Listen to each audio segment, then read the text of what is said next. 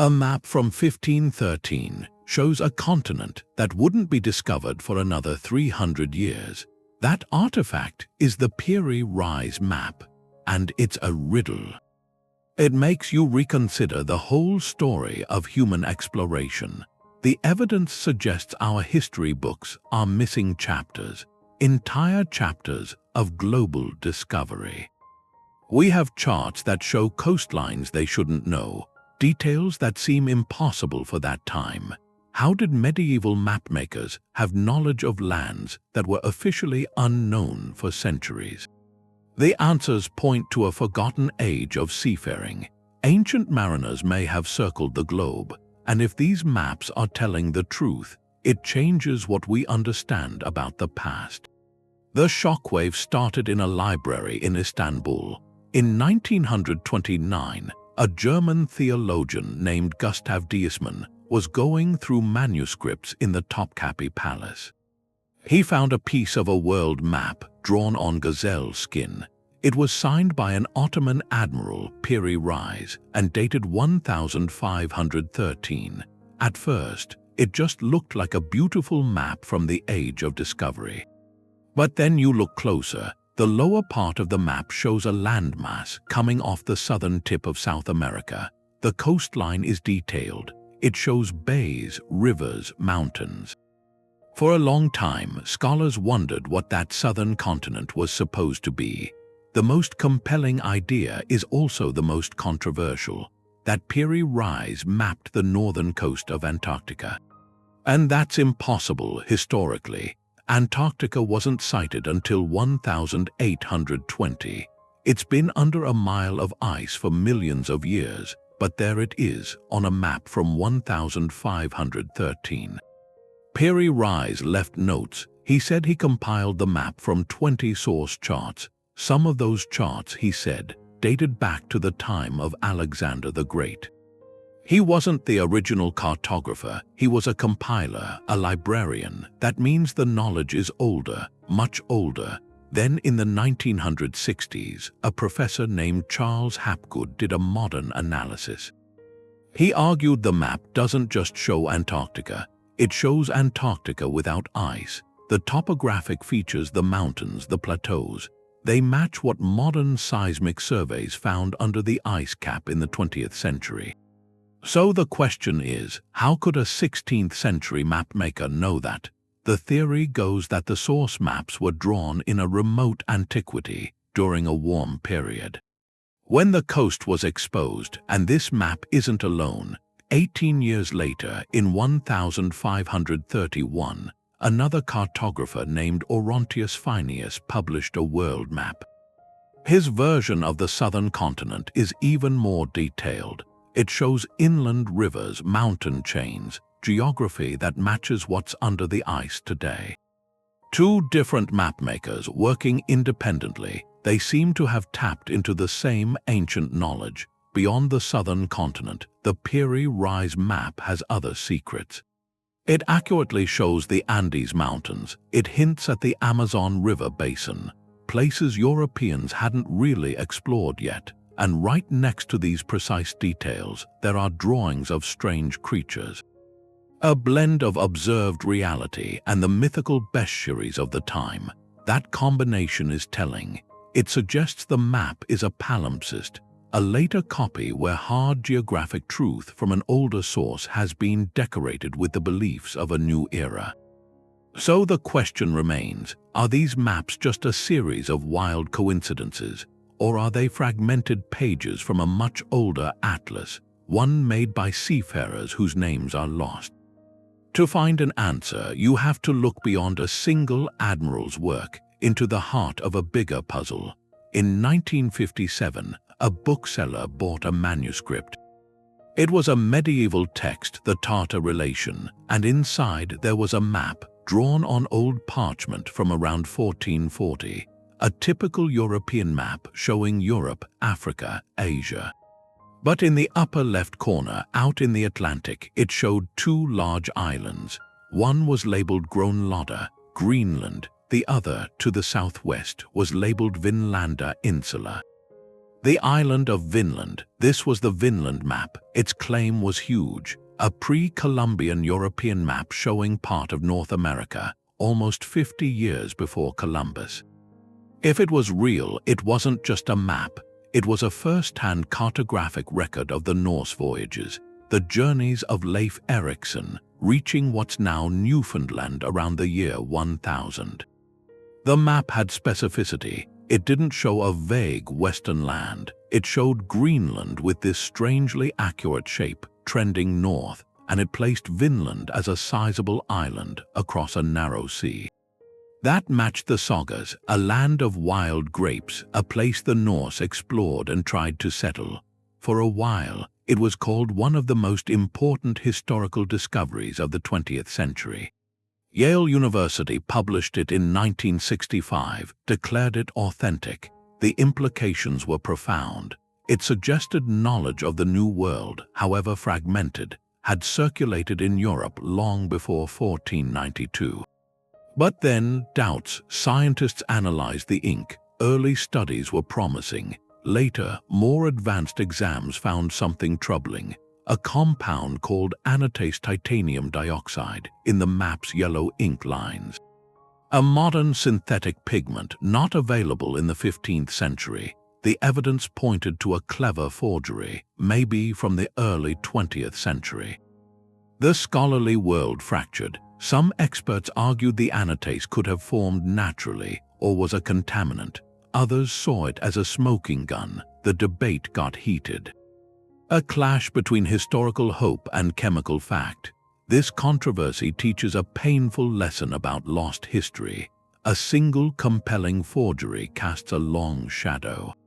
It makes us skeptical of every unusual artifact that follows. It forces a question: what constitutes proof? The Norse sagas are literary records, stories passed down.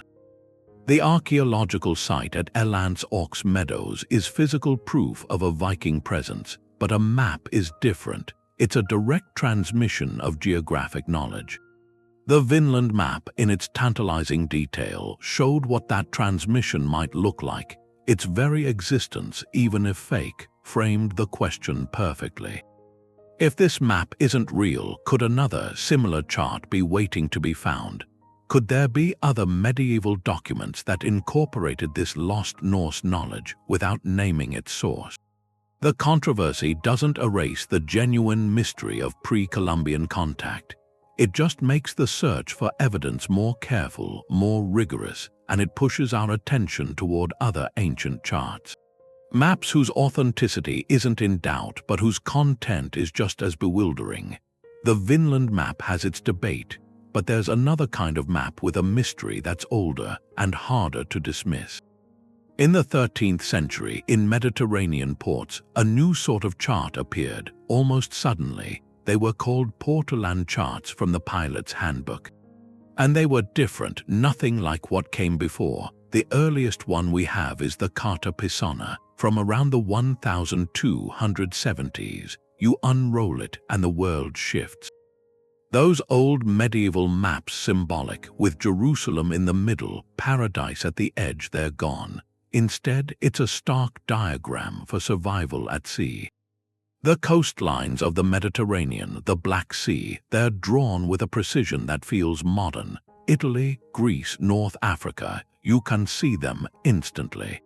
Harbors are marked with care, and a web of lines fans out from central points. Room lines, a grid for holding a steady course across open water. The accuracy is so advanced. It seems to have no predecessors. As Tony Campbell put it, the Portolan charts arrive fully formed, a leap with no visible prototype, like a curtain was pulled back on a finished masterpiece. So where did that knowledge come from? Who first surveyed these coasts with that kind of geometric rigor? The charts don't say. They have no religious art, no monsters in the margins. Their tools, their purpose wasn't to show scripture. It was to get a ship from Genoa to Alexandria, Barcelona to Constantinople. That practicality makes the mystery deeper. The skill to make one understanding scale, direction, the shape of a coast, it implies a long tradition of sailing, of chart making, a tradition that left no earlier trace. Then you see the expansion of the style, the Catalan Atlas of 1375, by Abraham Cresques, a cartographer from Majorca. It took the Portolan's precise Mediterranean core and stretched it outward. Wove in traveler accounts like Marco Polo's, it shows the Silk Road, Asian cities, the riches of Africa, a mix of hard geography and legend. It shows the tradition evolving, absorbing.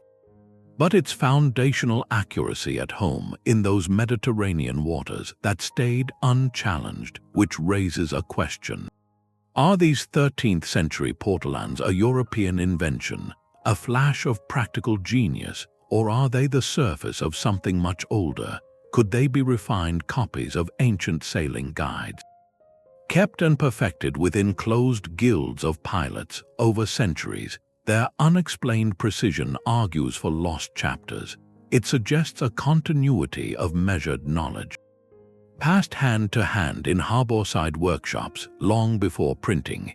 If the Portolans are remnants of a secretive tradition, then who started it? To find a possible source, you look to a civilization known for preserving ancient knowledge, for maps that showed not just coasts but the shape of the whole earth.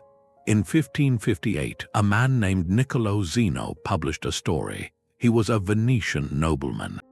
He said he'd found old letters in his family's attic and a chart.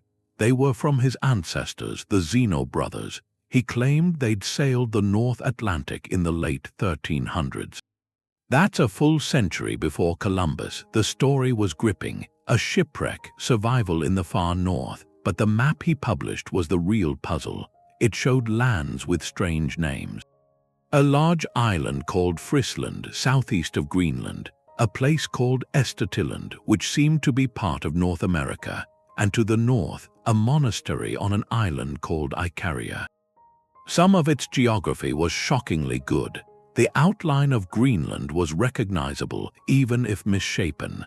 Iceland was in roughly the right place, but these plausible anchors were surrounded by phantom islands, places that didn't exist. That blend of accuracy and invention is the map's defining trait. It feels like a corrupted file, real knowledge scrambled by time. And maybe by family pride. Experts have debated it for a long time. Some think it's a clever 16th century forgery, that Niccolò concocted it to bring glory to his family during the age of exploration. Others see a more fascinating middle ground, that the map is a distortion, not an outright lie, that it uses genuine sailing lore from Norse or Basque fishermen passed down orally, then grafted onto a fanciful narrative. The Zeno account has these encounters. They speak of meeting indigenous peoples, of finding Latin-speaking communities near a monastery in the frozen north. These details are impossible to verify. They feel like echoes of other stories, tales of Irish monks, lost Norse settlements, filtered through decades of retelling. They're the kind of specifics that make a forgery feel authentic, or make a distorted truth seem like fantasy. The map's true power was its influence. On the giants of cartography, Gerardus Mercator made his revolutionary world map in 1569. He incorporated Zeno's Friesland. He trusted the source. So did Abraham Ortelius. For over a century, these phantom islands sat on the most authoritative maps in Europe. They sent explorers on wild chases. Well into the 18th century, ships' logs mention searching for the coasts of Friesland. They were chasing a ghost drawn on parchment 100 years earlier. That's the legacy of a cryptic map. It doesn't just record a possible past, it actively shapes the future of exploration. It redirects ships, it spends fortunes. The Zeno map forces a difficult question. Is it a fraud, a faded truth, or a tapestry woven from both threads? Maybe it's a reminder. In an age when geographic knowledge was guarded treasure, every chart was a mixture, measurement, memory, and myth. The challenge is to untangle them. And to do that, you have to look to a source that had no use for myth at all. A civilization that mapped the world with a mathematician's cold, clear eye. 6 years after those Zeno maps came out, another chart appeared from the Ottoman world. It didn't follow any of the normal rules. This was in 1559. A cartographer named Haji Ahmed made a world map. It was so advanced it feels like it's looking into the future. The continents aren't shown as separate pieces. They're laid out as one connected system. It's a planetary view. You're seeing the Earth from a point in space. That viewpoint wasn't even conceivable yet. The distortion is the most baffling part. The landmasses are stretched in a specific, peculiar way. Modern researchers like Charles Hapgood noticed this. The shape resembles something called an equidistant azimuthal projection. That's a technical term. It means the map is drawn as if all distances are measured from one central point, and that point seems to be in Egypt. This is a sophisticated cartographic technique. It was formally developed in the 20th century for aviation charts, but here it is, on a document that's 465 years old. The accuracy is just as startling. The map shows the west coast of the Americas with a clarity European maps of the same era didn't have. California is shown as a peninsula. That was correct. But many later maps would get it wrong, showing it as an island for over a century. The contours of South America are remarkably true, so that presents a puzzle.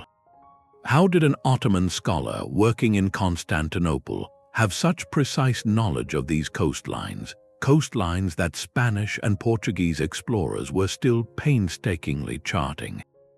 The map's Arabic inscriptions give some clues. They synthesize knowledge from Islamic geography, which had preserved and advanced the works of Ptolemy and other ancient scholars. They reference European Portolan charts too, so there was a flow of information across the Mediterranean, but some details hint at something even older. A possible synthesis of Alexandrian geographic knowledge, saved in the great libraries of the Islamic world, filtered through generations of scholars. Look at the Pacific Ocean on this map. It's not an empty void. It shows a vast southern continent, an idea that fascinated cartographers for centuries.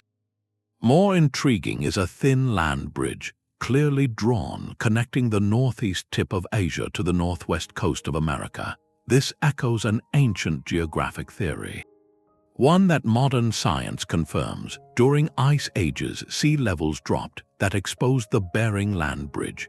It was the pathway for the first human migrations into the Americas. The concept of Beringia, we call it today, wasn't scientifically established until the 19th century. Yet on this 16th century map, the idea is visually presented. Was that a lucky guess, an artistic flourish, or was it a fragment of much older geographic understanding, passed down and incorporated into this grand synthesis? It leads to a question: what were the channels for this lost knowledge? Haji Ahmed's map suggests a cosmopolitan network, far more extensive than our history books describe. A conversation across centuries and cultures, Islamic scholars in Baghdad and Cordoba translating Greek texts, Mediterranean sailors sharing Portolan secrets.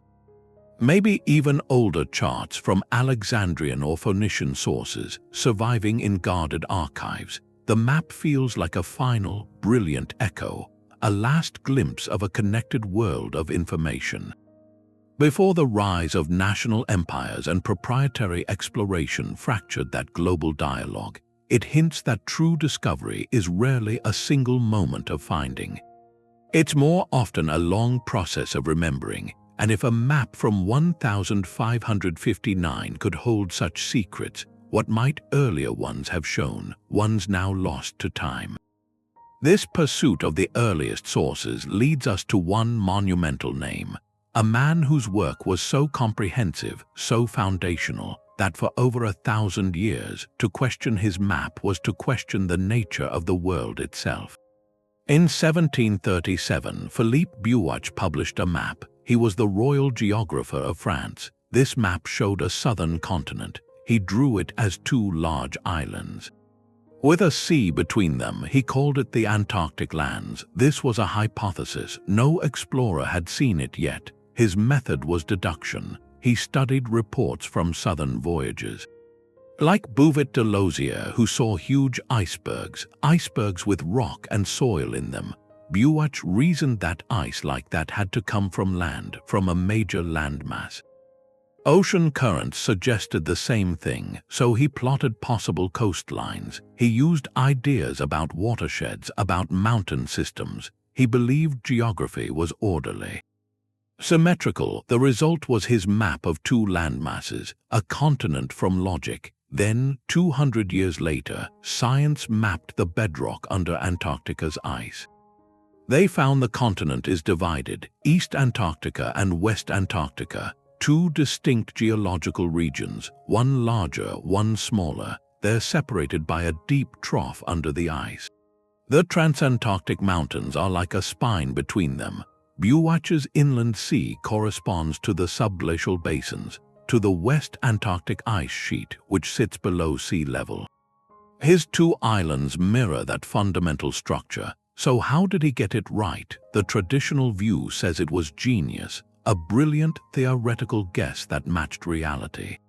But Buach wrote that he consulted all available sources, all the maps and logs he could find. This suggests another possibility.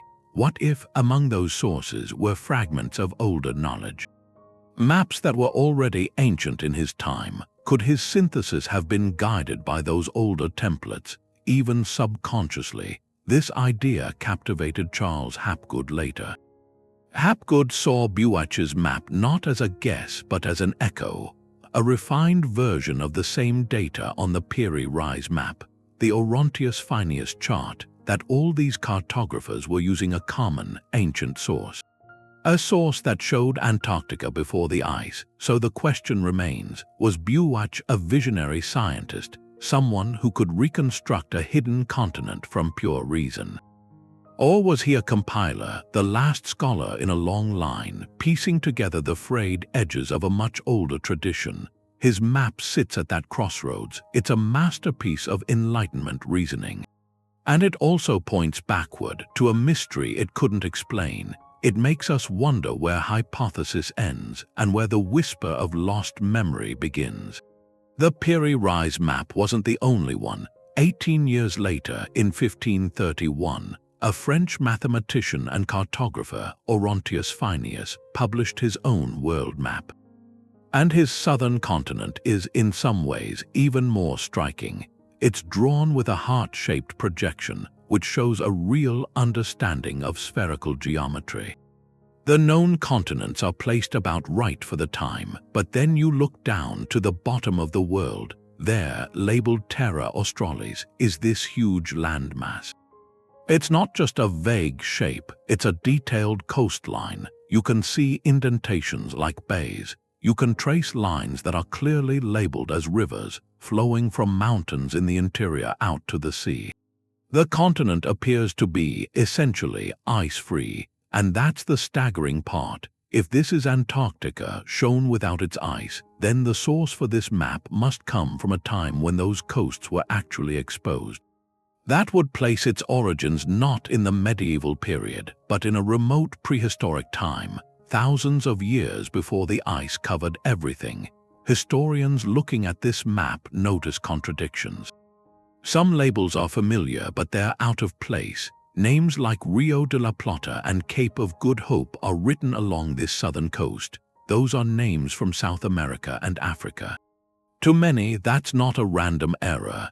It's the classic sign of a copyist working from a much older, damaged original. The idea is this: an ancient source map showed a southern continent with clear features. Over centuries, the original labels faded. A later cartographer, trying to make sense of a coast he didn't recognize, borrowed names from places he knew, putting them where they seemed to fit. That mistake actually supports the case for an ancient source. It suggests Phineas wasn't inventing this land. He was trying to interpret a template he didn't fully understand. And when you look at the topography he drew, the parallels with what we know now are intriguing. The map shows two major inward cuts on the coastline. Scholars like Charles Hapgood argued these line up almost exactly with the locations of Antarctica's two great seas, the Ross Sea and the Weddell Sea. These aren't small bays, they're massive indentations in the continental shelf, now buried under thousands of feet of ice. The map also shows a central mountainous region where the rivers start. Modern surveys show a major mountain range there, the Transantarctic Mountains dividing the continent. Could that be coincidence? Maybe, but the weight of it all makes you pause. To test it, researchers have done comparisons. They take the coastline from the Phineus map, they overlay it on a modern map of Antarctica's bedrock, the actual land under the ice. The match in certain areas is uncanny. The contours align in a way that feels less like a guess and more like a tracing, and that leads to a deeper question. If this map is a snapshot of Antarctica from a warm period, what happened to that world? What event could bury a continent under ice and erase the civilization that mapped it? That's where this moves from maps into geology and ancient climate. Some theories point to a rapid pole shift, a sudden movement of the Earth's crust that moved continents into different climate zones. Others suggest a more gradual but catastrophic global change at the end of the last ice age. The maps don't answer that, but they stand as silent witnesses. They suggest our planet's history has these profound transformations, and that human knowledge in some form might have survived across those divides. The Phineus map isn't just a chart, it's a potential fossil, a fossil of geographic data preserved in ink and vellum. The story moves east to a Korean palace in 1402. A royal scholar named Kwon Kun presents a map to the king. It's called the Kangnido, the map of integrated lands and regions, and looking at it, you see the world through a completely different lens. China sits calmly at the center of a vast system. This wasn't a provincial chart, it was an ambitious synthesis, a masterpiece trying to show the entire known world. From Korea to Europe, from Siberia to Africa, an act of intellectual fusion. Kwon Kun wrote that he compiled it from two great sources. One was a Chinese map from the previous century. The Shengjiao Guangbei II, a map so large it was said to cover an entire palace wall. The other source was a map brought by Muslim traders, and that's the key. The Kangnido is a physical product of the Silk Road, not just of goods but of ideas, knowledge flowing from Chinese imperial courts and from Islamic scholarly networks. Meeting in Korea, woven into a single, stunning document. The map's most startling feature is its depiction of Africa. The continent is drawn with a shape that's recognizably African. It has a bulbous western protrusion, and most remarkably, a correctly tapered and pointed southern tip. This was decades before the Portuguese explorer Bartolomeu Dias first rounded the Cape of Good Hope in 1488. Almost a full century before. So how did Korean cartographers know this? They certainly weren't sailing around Africa themselves. The knowledge had to have traveled. The most likely path is through those Islamic sources. Arab and Persian traders had been sailing the Indian Ocean for centuries, trading down the East African coast as far as Mozambique. They likely possessed sailing charts or geographic descriptions that conveyed the true shape of the continent. This information filtered through Persian geography, then traveled overland along the Silk Road, was translated and interpreted by Chinese scholars, and finally reached Korea. The Kangnido is a snapshot of that moment. A frozen data packet from a global exchange. The map's symbolism is as revealing as its geography. China is enlarged and central, reflecting the Sino-centric worldview of the time. But the surrounding regions are not blank. They are detailed and expansive. Europe is shown as a small cluster of islands off in the far left, labeled with names derived from Arab geography. Almanya for Germany, Istanbul for Constantinople. The rivers of Asia are carefully drawn. Hundreds of place names fill the spaces from the Mediterranean to the Java Sea. This is not a map of ignorance, it's a map of a different kind of knowledge hierarchy. It acknowledges a wide world but organizes it around a central cultural pole. This Eastern perspective forces a correction. For a long time, the story of global discovery was told as a sequential westward expansion from Europe. The Kangnido map shatters that simplicity. It shows a multipolar world of advanced geographic understanding, a world where sophisticated cartography was happening in Seoul, in Beijing, in Samarkand and Baghdad, simultaneously. It suggests the pieces of the global puzzle were being assembled in different workshops, long before European ships connected them all by sea. So we have to ask, does the Kangnido's accurate Africa point to something deeper? Could it be evidence of a persistent, ancient baseline of global knowledge? A shared understanding of continental shapes maintained and refined across Eurasian networks for centuries, perhaps millennia. If the Silk Road could transmit the shape of Africa, what other ancient geographic truths might it have carried? Hidden within the annotations of scholars and the memories of travelers, this map doesn't just show lands, it shows the pathways of the mind, the invisible highways along which the world's oldest secrets traveled. Manuel Chrysoloras came to Florence in 1406. He was a Byzantine scholar. He brought a manuscript with him. It was Ptolemy's Geographia, written in the 2nd century. Lost to the West for 1,000 years, preserved in the Arab world, its arrival was an earthquake. Ptolemy didn't just describe things, he gave a system. A grid, latitudes and longitudes, coordinates for thousands of places. He gave cartography a mathematical backbone. Renaissance humanists saw it as a recovered blueprint. A key to lost ancient knowledge, they started copying it immediately, printing it. The first printed edition with maps was in Bologna, 1477, then the Ulm edition in 1482. Beautiful, these maps showed the world as known to a Roman scholar. Europe, North Africa, Asia, they ended at a great southern land, terra incognita. The Indian Ocean was enclosed by land. This was the authoritative view, straight from antiquity, and it was wrong. Portuguese caravels sailed down Africa into the open Indian Ocean. They proved the model false. The ocean wasn't enclosed. Africa could be rounded. This created a tension. Cartographers had to choose between the revered ancient text and the hard evidence from living sailors. Cardinal Guillaume Philaster wrote in a copy of Ptolemy in the early 1400s. He captured this dilemma. He pasted modern Portolan charts right into the ancient book. He saw the new maps as essential corrections. He wrote that the moderns should be trusted where they had direct experience. This was the scientific method battling received authority. Yet within this struggle, something stranger emerged. Some maps made for these new Ptolemaic atlases began to include lands. Lands not in the original text, lands that, officially, shouldn't have been known at all. Look at the world map from the 1489 edition by Henricus Martellus. It follows the Ptolemaic framework, but it integrates the new Portuguese data on Africa. It shows the continent with a correct southern cape, but look west. Out in the Atlantic to the southwest of the Azores, you often find a large solitary island called Antalya, sometimes the island of the 7 cities.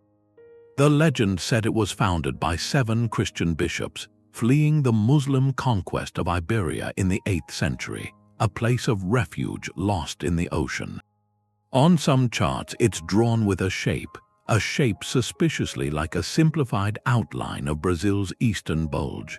Was this pure myth, a cartographic placeholder?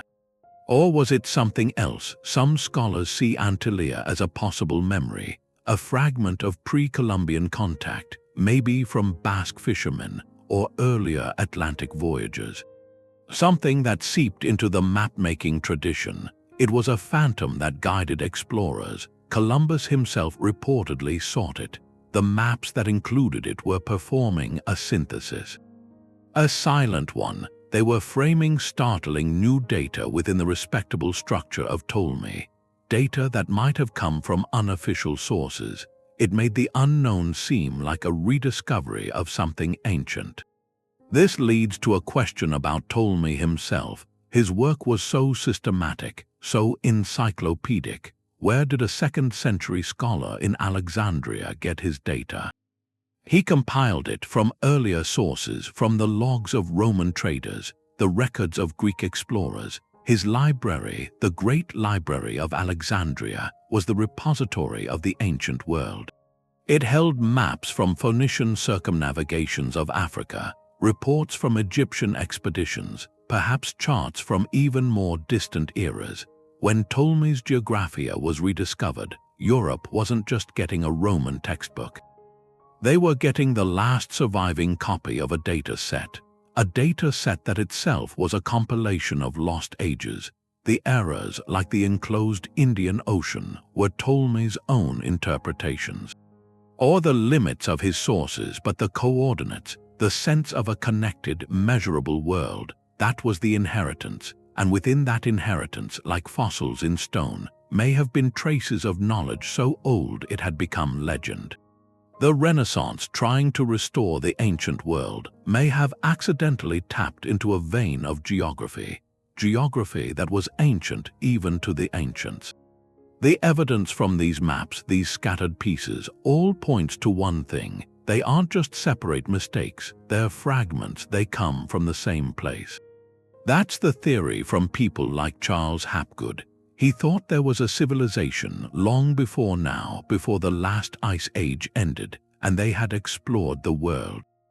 They had mapped it. We don't usually think of the ancient past that way, but this wasn't a simple society. They understood mathematics, they understood navigation. They could survey a coastline with real precision. They made world maps, original charts, and then later cultures copied them. Over thousands of years, those copies got worse. Names were lost, coastlines got distorted, little by little, every time someone traced them again. But the basic shapes, the continents, they stayed. They persisted. They were like bones underneath all the changes, all the confusion. That idea of transmission, of maps being passed down, it gives us a way to see it. It explains why a Turkish admiral's map and a French mathematician's map and a map by Gerardus Mercator, they all show a southern continent, and they all show it in similar ways. These men weren't talking to each other. They were each finding different parts of the same old knowledge, the same ancient family tree. To make that original map, the requirements are huge. You'd need to understand spherical trigonometry. To take a round Earth and put it on a flat sheet, you'd need a way to find longitude accurately. That was a problem that wasn't solved officially until the 1700s. And you'd need organized voyages, long sea journeys to go out and chart those unknown coasts. So who could have done it? Our archaeology, the standard record, doesn't show it. There's no trace of a culture like that, no port cities, no ships. That absence is the biggest problem for the theory, but Hapgood's work did find a supporter. A significant one, Albert Einstein. He wrote a foreword for Hapgood's book in 1953. He praised his method. He said the idea of the Earth's crust shifting, which Hapgood used to explain how Antarctica could have been mapped without ice, that idea deserved serious thought. Einstein didn't agree with everything, but he said the investigation was rigorous. It was worth scientific attention, so we're left with this puzzle. The maps are the main artifact, the only artifact maybe. Their existence suggests our past is more complex, not just a straight line from hunters to farmers to cities. It suggests cycles, periods where things advanced and then were lost, catastrophically lost, where knowledge only survives in the most durable ways. In stone, in myth, and in the lines on a map, if these charts are copies of copies, then every strange mark, every wrong label, it's a clue to the original. And searching for that original, for the people who first drew the whole world, it doesn't lead you into history anymore. It leads you into legend. the most stubborn problem for sailors in the ancient world wasn't a monster. It wasn't a storm, it was a simple question. Where are we exactly? How far east or west have we gone? That's longitude. For centuries, it was the single biggest technical barrier to safe navigation across the globe. A ship could find its latitude easily. You measure the height of the sun or the North Star, but knowing how far you'd sailed east or west was just brutal estimation. Dead reckoning, guessing your speed and direction. It was wildly inaccurate over long distances. The solution finally came in the 18th century. The marine chronometer, a clock so precise it could keep time on a rolling ship. Sailors could compare local noon with the time back at their home port and calculate their longitudinal position. That was a triumph of the Enlightenment, but these cryptic maps we've been looking at, they seem to laugh at that timeline. They imply a knowledge of accurate longitudinal coordinates for distant coastlines. Centuries before, millennia before such a thing was thought possible, navigation historians are clear about the tools ancient and medieval mariners had.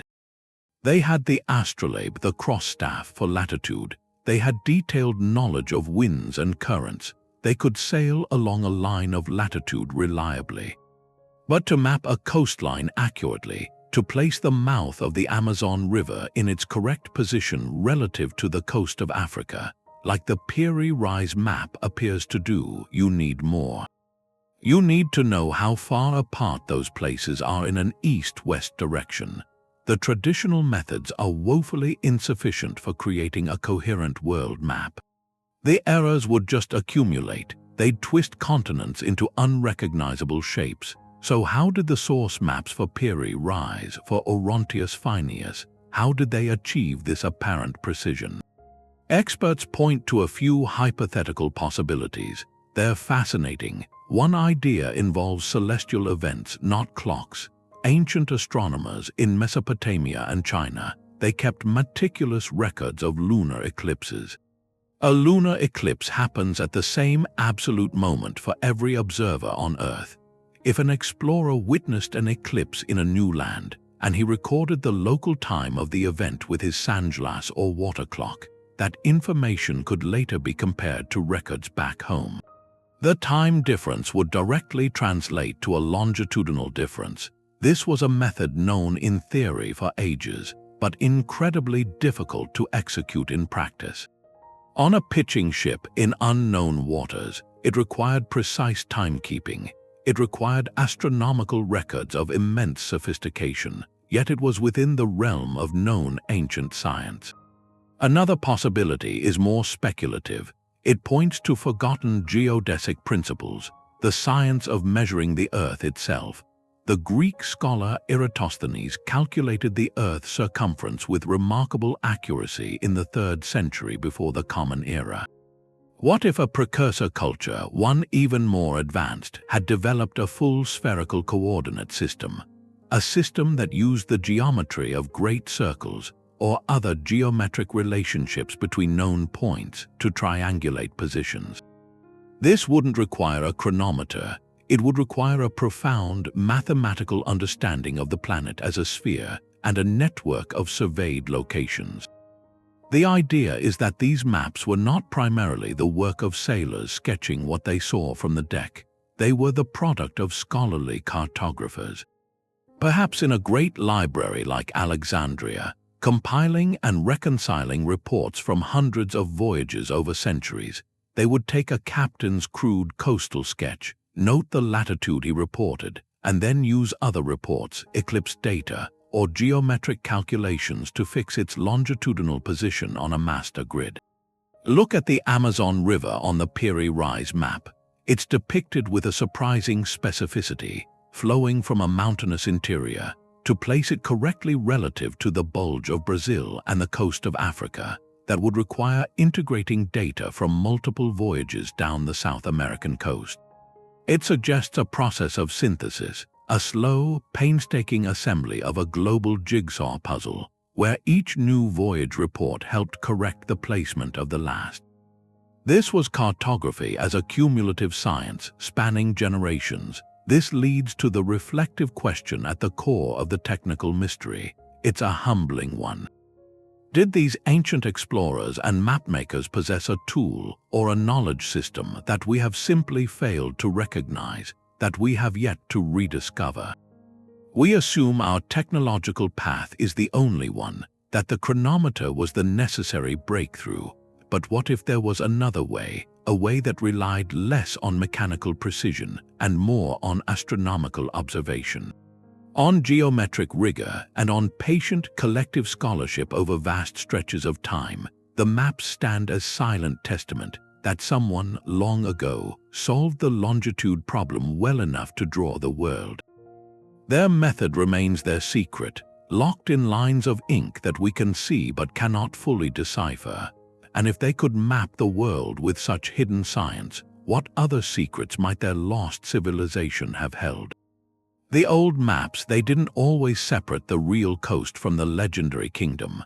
The blank spaces on the parchment, they got filled, not just with possible land, but with places from stories. Atlantis, Hyperborea, the island of Thule, these weren't just decoration to the mapmaker. They were possibilities, geographic possibilities. Putting them on a practical chart, it shows a different way of understanding the world. For them, myth wasn't the opposite of fact. It was a kind of knowledge, unverified but not impossible, a report from the distant past waiting to be confirmed. Plato gave Atlantis its shape. In his dialogues, he described a powerful island nation, larger than Libya and Asia together, out beyond the Pillars of Hercules. He gave it dimensions, a circular layout of canals and walls, and an end swallowed by the sea in a day and a night. This wasn't just a fable about pride. It was presented as history told to Solon by Egyptian priests. That specificity made it cartographic. It had a location, it had a size, it begged to be mapped.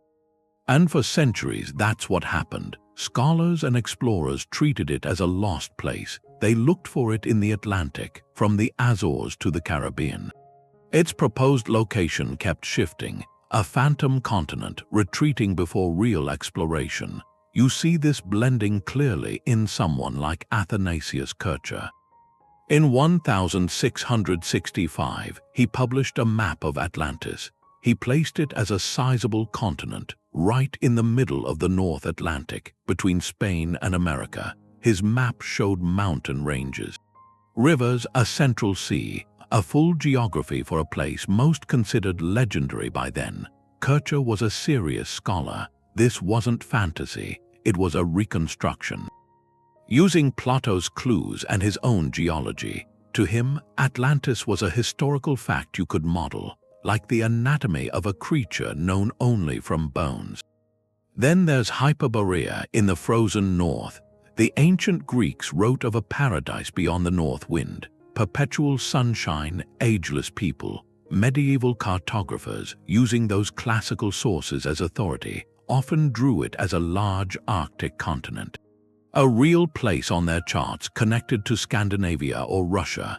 This wasn't ignorance, it was deduction from the texts they trusted. The mythical became a placeholder for the geographically unknown.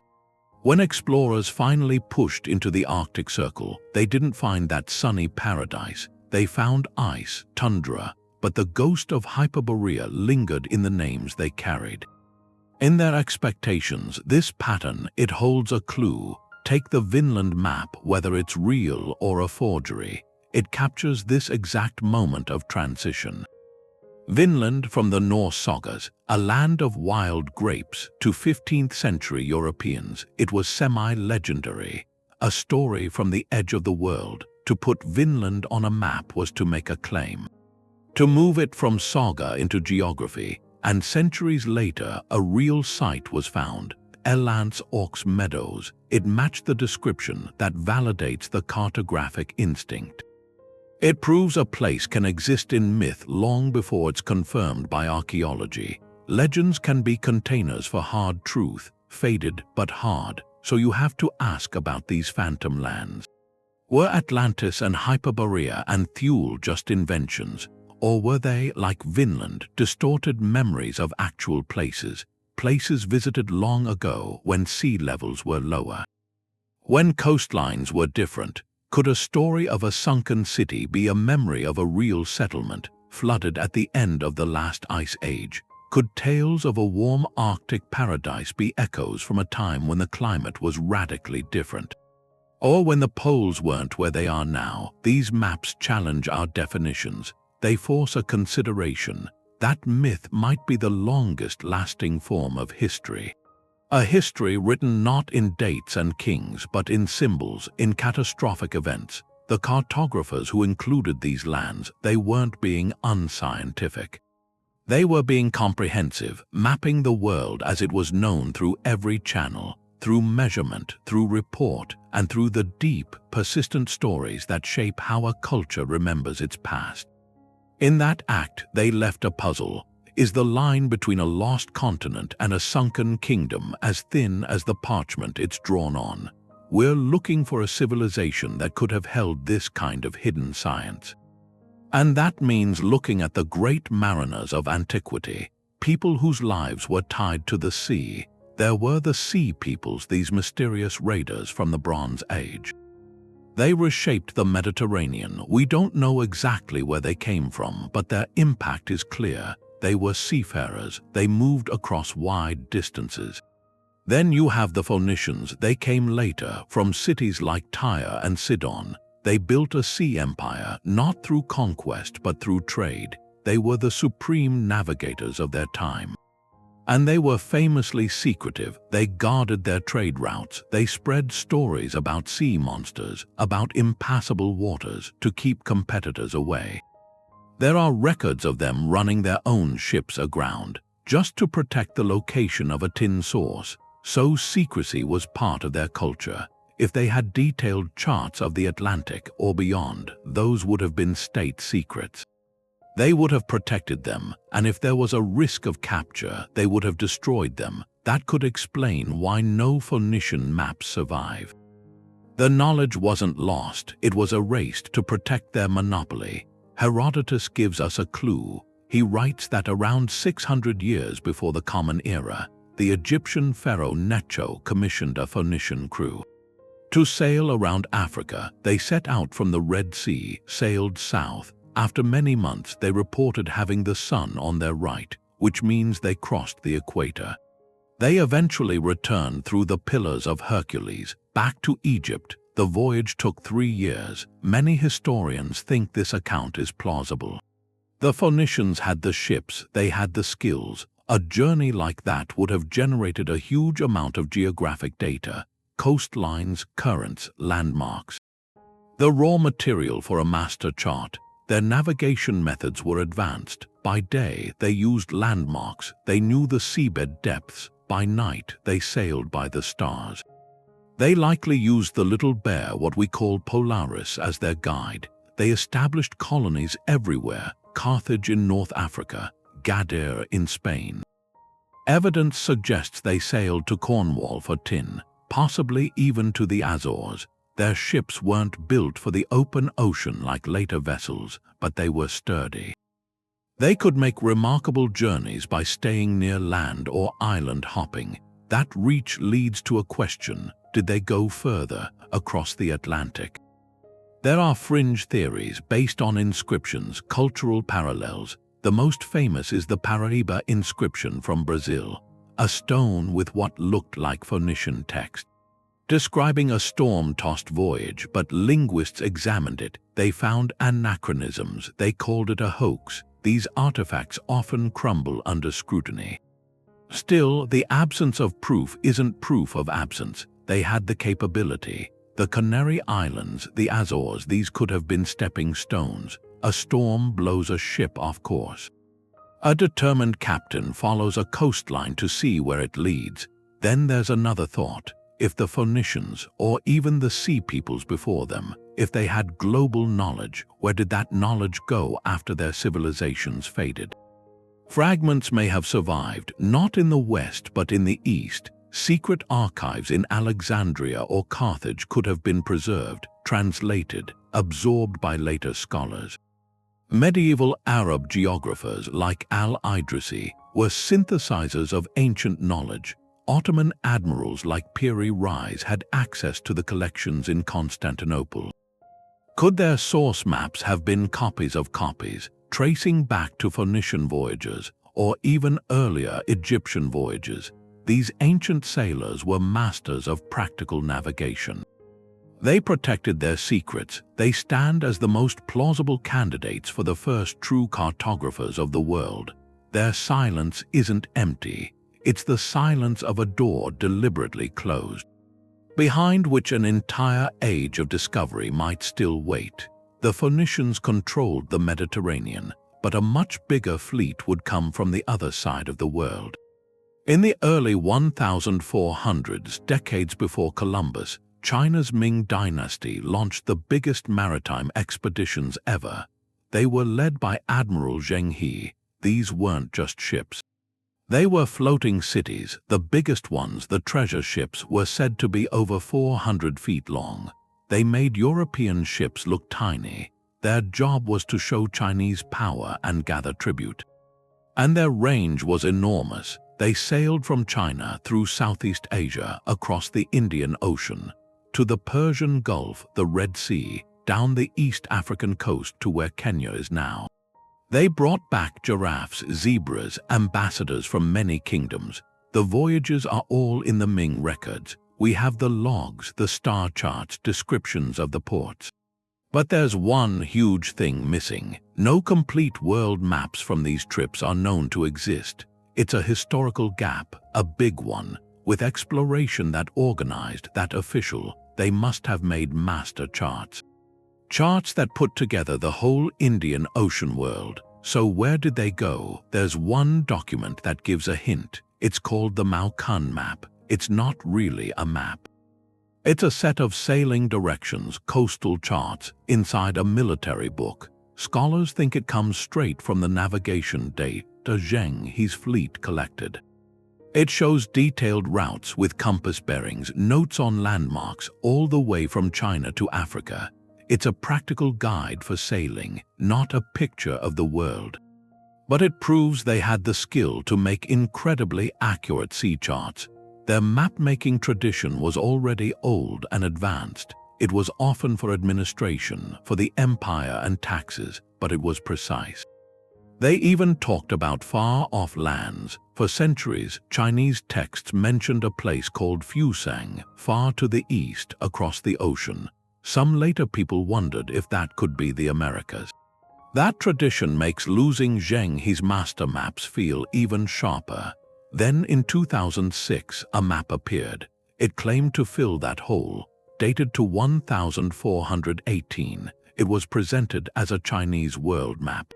It clearly showed Africa, Europe, the Americas. If it was real, it would change history. It would mean China knew about the New World long before Columbus. But scholars almost immediately called it a fake. The Chinese names on it were from the wrong time. The way it showed the world matched a modern map too perfectly. It was a tempting clue, but a wrong one. Still, the question of how knowledge moves is interesting. Even if that 1418 map is a forgery, could real Chinese geography have traveled west? We saw it with the Korean Kangnido map, which mixed Chinese and Islamic knowledge. The Silk Road went both ways. Could information from the Ming voyages or from older Chinese sources have moved along those land routes? Could it have reached the Mediterranean, where scholars and mapmakers used it and forgot where it came from? That's a quieter theory, more plausible than one sensational map. It suggests a slow seepage of ideas. The other possibility is more direct. Did the Ming dynasty itself hide or destroy the records? After Zheng He's voyages, a new emperor took over. The group that supported the expensive treasure fleets lost power. The court looked inward. To save money and deal with threats on land, they stopped the voyages. The ships were left to rot. It's possible the maps and records were deliberately put away or even destroyed to stop more expensive trips, to close the door on the ocean. So you're left with this scale, the biggest fleet the world had ever seen. the most organized exploration before modern times, and from it, no final world map. Just pieces like the Maokun chart and a ghost of an idea in other works. Those missing charts are like one of history's great lost libraries, a library of coastlines and currents. If those master charts had survived, would the story of global discovery be different? Would we talk about a Chinese world system, not a European age of exploration? The silence from the Ming records is huge. It makes you think about how much of history isn't about what was found, but what was remembered and what was chosen to forget. That silence around the Ming fleets, it has this echo, an older one, not ships this time, but a place, the great Library of Alexandria, built centuries before our era. It wasn't just a building full of scrolls, it was an engine. Its goal was to collect everything known. Every book on every ship that came into port was taken. Copied, the copy went back to the owner, the original stayed. Think of what that meant for geography. Historians, people like Lionel Casson, they've tried to reconstruct it. It wouldn't just be Greek texts, Egyptian, Persian, Babylonian, Phoenician, the logs of merchants who sailed the Indian Ocean, the coastal surveys from Egyptian trips down the Red Sea along Africa's east coast.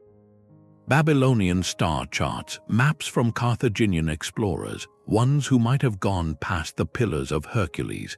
This was a global dataset in one place. A unified understanding of the world built over centuries, and in that building they did things. Eratosthenes, he was the chief librarian. He calculated the Earth's circumference. He did it by measuring the sun's shadow in two different cities on the same day. He got it almost exactly right. That precision, it didn't come from a guess. It came from archives, from survey data, from the belief the world could be measured. Another scholar, Marinus of Tyre, he compiled coordinates, thousands of locations. A grid for the known world. His work is lost now, but we know about it because it became the source for the most famous geographer, Claudius Ptolemy. Ptolemy worked in Alexandria, but later, his great work, the Geographia, that's our clearest echo of what the library once held. It listed latitudes and longitudes for over 8,000 places. It had instructions for drawing world maps with a conical projection. Ptolemy wasn't discovering new lands, he was a compiler, a synthesizer, working from the library's collection. His maps, the ones that guided Europe for 1,000 years, they were probably refined versions of much older maps, maps from those archives. So a Renaissance copy of a Ptolemaic map, that's not 2nd century knowledge. It's a ghost of a synthesis, which was itself a copy of knowledge that was already ancient in Ptolemy's time. The library was destroyed, slowly. Fires, political decay over centuries, that consolidated knowledge scattered, but the idea that every scroll burned is too simple. Scholars fled, they took copies.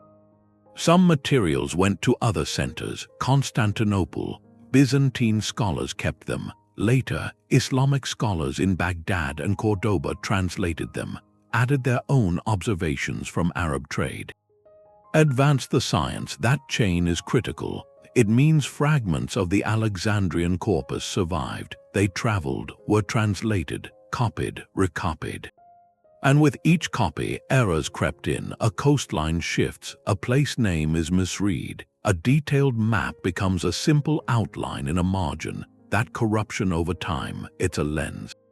For our mystery maps, could the strange, accurate coastlines on the Piri Reis chart or the Oronteus Finaeus map be those echoes, distant, corrupted remnants of perfect maps from Alexandria? Carried by scholars fleeing the collapse, later found by an Ottoman admiral in a captured chest or in a Byzantine monastery, the library's ghost is here. In this whole inquiry, it gives us a mechanism, a single, centralized source of the world's oldest geographic knowledge, fragmented, dispersed, its pieces surfacing centuries later. In places no one expected, in forms no one recognized, so the question changes. It's not whether ancient explorers could map the world, it's whether we've been reading their faded mail. Delivered 1,000 years late and mistaking the blurred postmarks for fantasy, the Portolan charts were for sailors, but there was another kind of map. They hung on monastery walls. These were the Mappimundi, a different order entirely, the Hereford map from around 1300. It's a masterpiece of that tradition. But it's not for travel, it's a diagram for the soul. Jerusalem is at the center of a circular world, and around it, a spiritual landscape, scenes from the Bible. Strange creatures from the edge of imagination. You could call it fantasy, a retreat from the real world, but that's not its purpose. It wasn't meant to guide a body across the sea. It was meant to guide a mind through creation, from the Garden of Eden at the top, down to the monstrous races at the rim. In seeking theological truth, these maps preserved a different kind of knowledge. They became encyclopedias. They stored everything a learned monk thought was worth knowing, the seen and the unseen. Their structure was symbolic, the T-O map.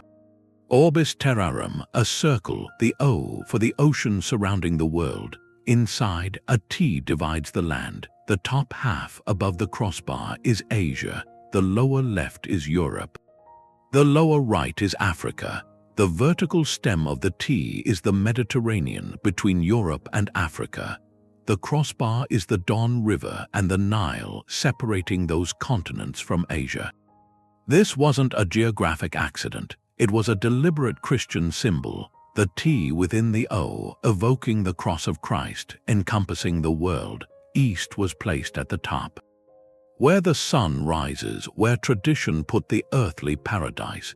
This was a map of meaning, not measurement, and yet real information persisted inside this frame.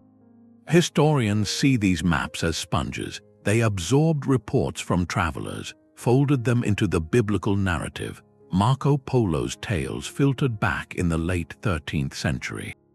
His descriptions of Cathay, of the great Khan's wealth, they started appearing on Mappimundi, often placed near the lands of Gog and Magog from Revelation.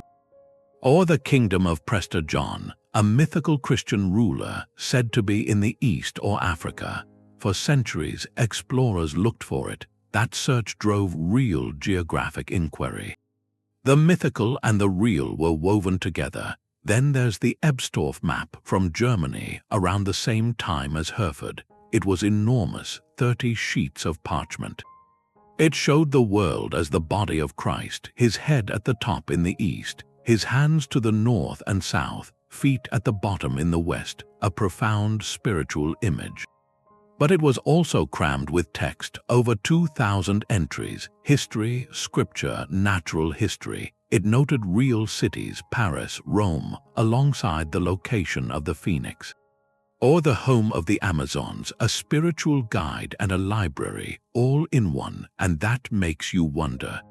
In their diligent copying of classical and early Christian texts, did these monastic cartographers preserve fragments of much older geographic data? When they drew the Nile with its strange course, or sketched the Caspian Sea, were they copying from Roman sources? Even Alexandrian sources that had entered the library centuries before, the information was dressed in moral allegory, but the skeleton beneath might have been ancient. The Mappimundi were a crucial phase in the transmission of knowledge. They weren't a dead end, they were a holding pattern, a way of keeping the idea of a whole world alive.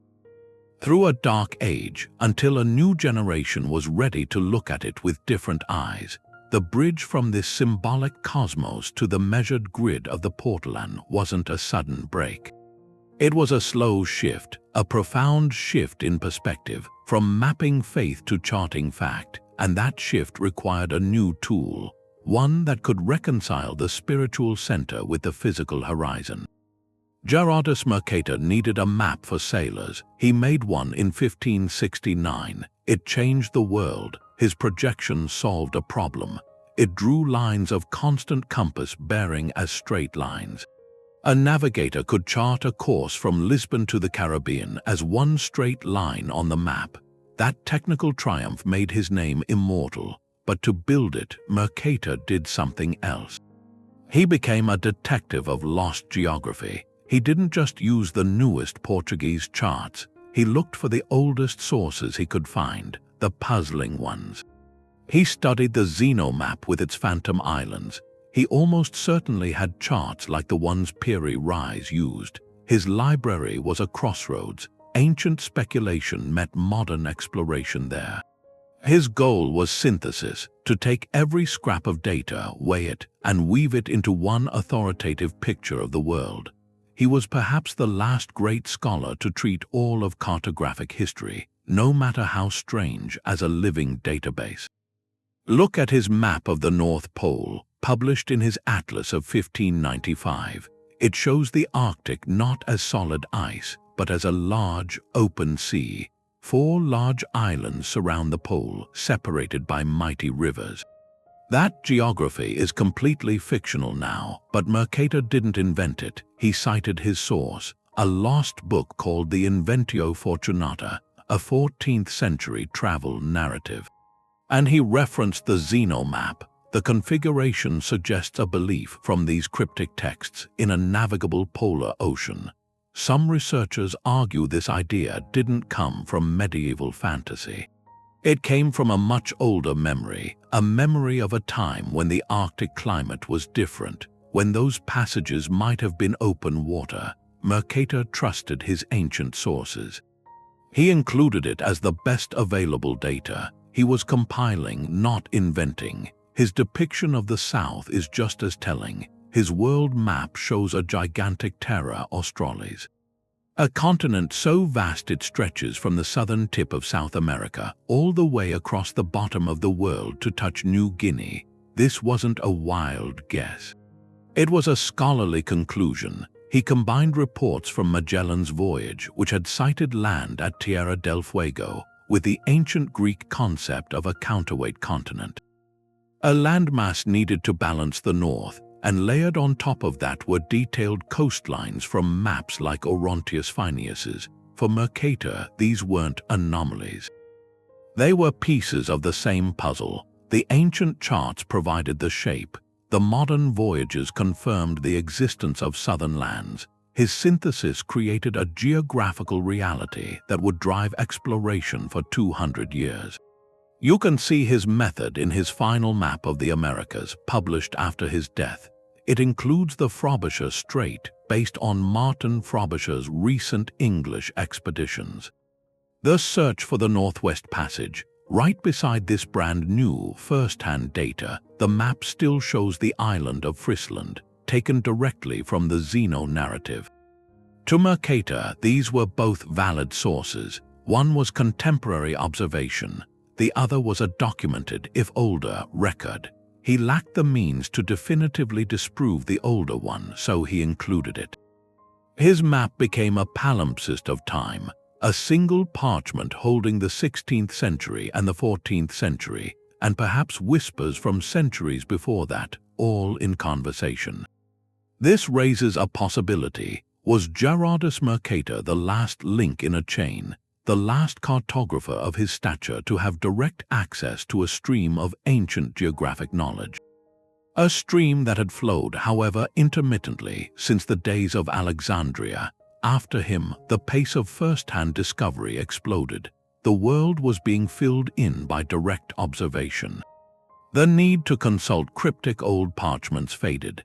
The mysterious source maps, if they still existed, were filed away, dismissed as obsolete curiosities. Their secrets were buried under an avalanche of new, verifiable data. Mercator's work stands as a magnificent culmination, a final, grand synthesis of the cryptic tradition. In his quest for a perfect navigational tool, he may have created the last true map of the ancient world. In 1339, a cartographer named Angelino Dulcet was working on Majorca. He made a sea chart, a Portolan chart, and it pushed the known world west. It showed the Atlantic Ocean with a coastline. It's one of the earliest charts we have that shows Lanzarote, the easternmost Canary Island, and it shows it clearly, not as a guess. This was a time when European knowledge of these Atlantic islands was just fragments. From rare voyages mixed with legend, but Dulcet's map shows them as defined land, placed with confidence. It suggests he was working from something more than rumor. The detail is staggering. The Atlantic coasts of Europe and North Africa are rendered with a new precision. The British Isles are carefully shaped. You can see Ireland.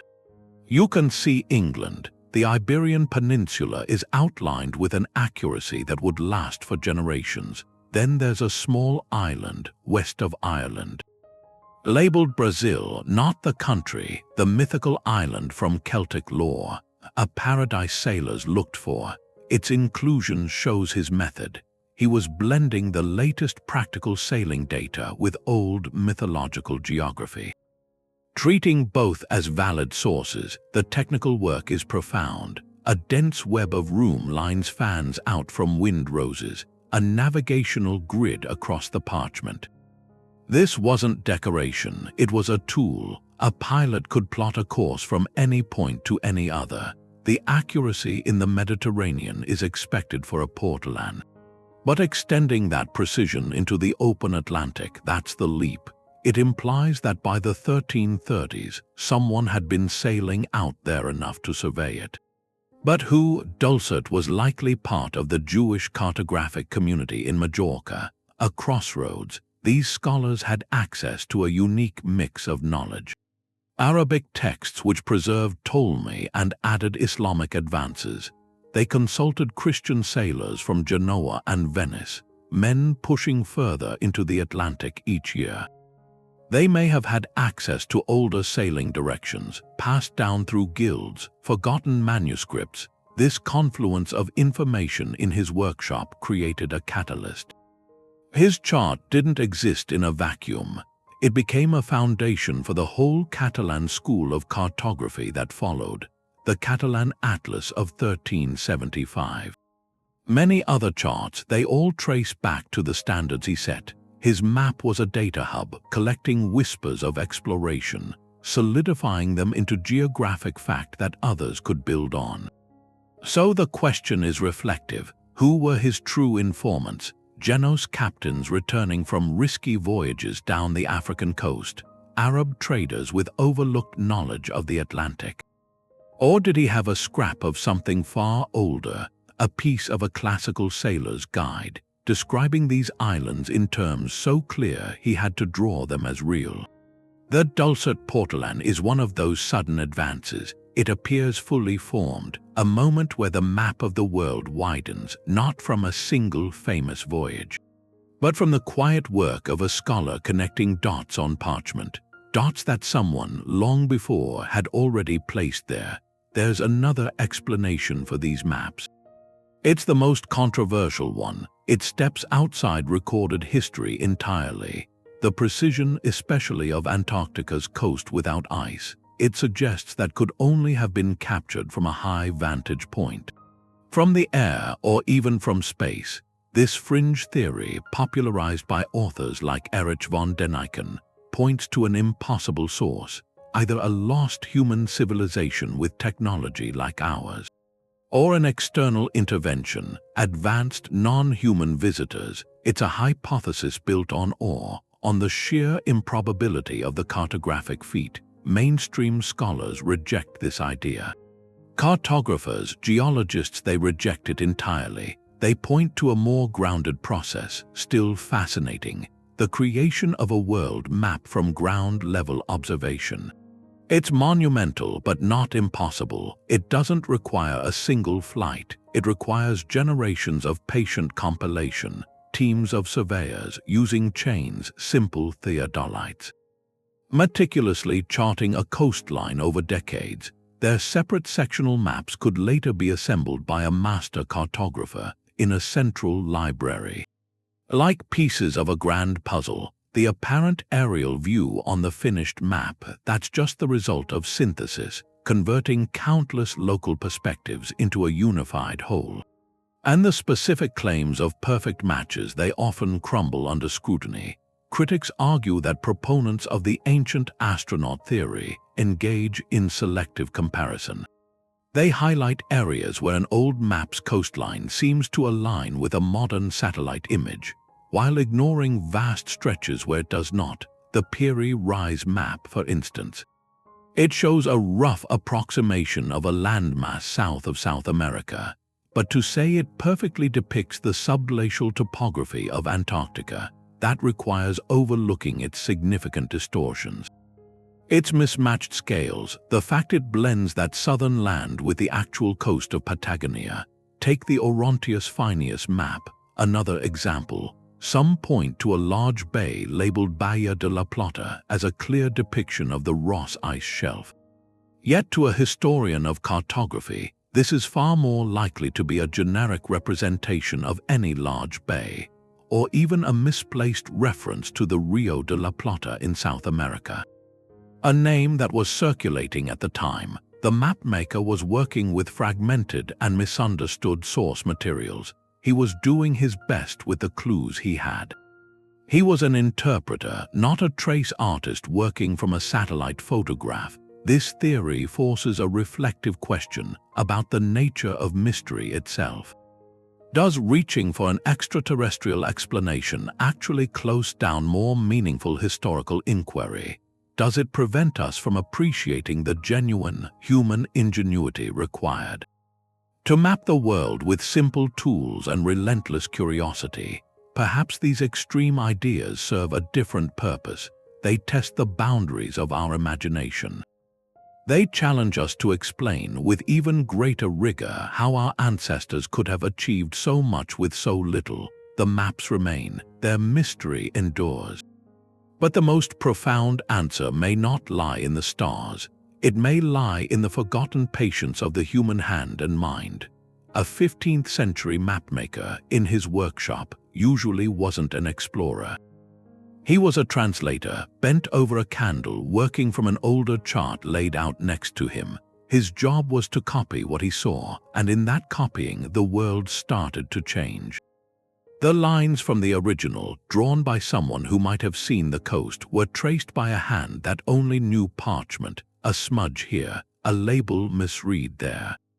A flourish added to fill an empty space. Over decades, over centuries, these small errors piled up. They changed geography. That's the quiet, mechanical truth behind a lot of cartographic mysteries. What looks like a record of impossible ancient knowledge might just be the accumulated static of a very long, very broken telephone game. Scholars like David Woodward studied this.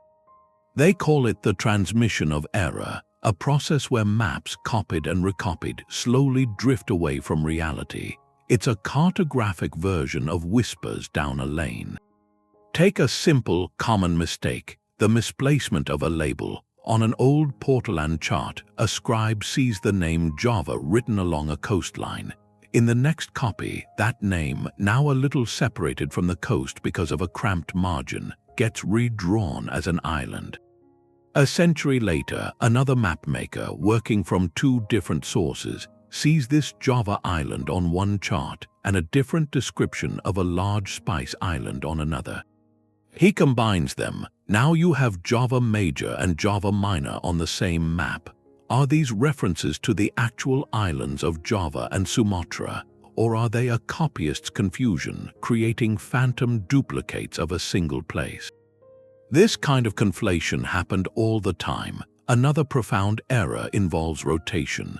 A triangular peninsula on an older map, maybe meant to be the Malay Peninsula, gets copied at a slight angle. The next copyist straightens his page and draws it more vertically. Over a few generations, that peninsula stretches into a long, thin landmass arcing across the sea. It shows up on early maps of Southeast Asia as the Dragon's Tail, this mysterious serpentine land. It's likely not a lost continent, but a coastline pulled out of shape by repeated tracing. Scale was another casualty. A mapmaker working on a smaller sheet of vellum might compress a large bay to make everything fit. His successor, using a different scale for his own grid, might inadvertently enlarge that compressed bay into a vast inland sea. What began as a practical adjustment becomes, on the next map, a dramatic geographic feature. Then there's the problem of artistic license. The blank spaces on a map were an invitation. A cartographer trying to create a beautiful, sailable object might add a decorative city where only a village was. He might extend a mountain range to balance the composition. He might draw a sea monster not because sailors reported it, but because his patrons expected one. These embellishments, copied by the next mapmaker, harden into fact. They become part of the geographic record. This skeptical perspective is essential. It acts as a filter. Before we ask if a map holds a secret from a lost civilization, we have to ask if it holds a mistake from a tired scribe. The process of transmission wasn't malicious, it was human. It was the result of poor lighting, fading ink, language barriers, and the simple desire to finish a job.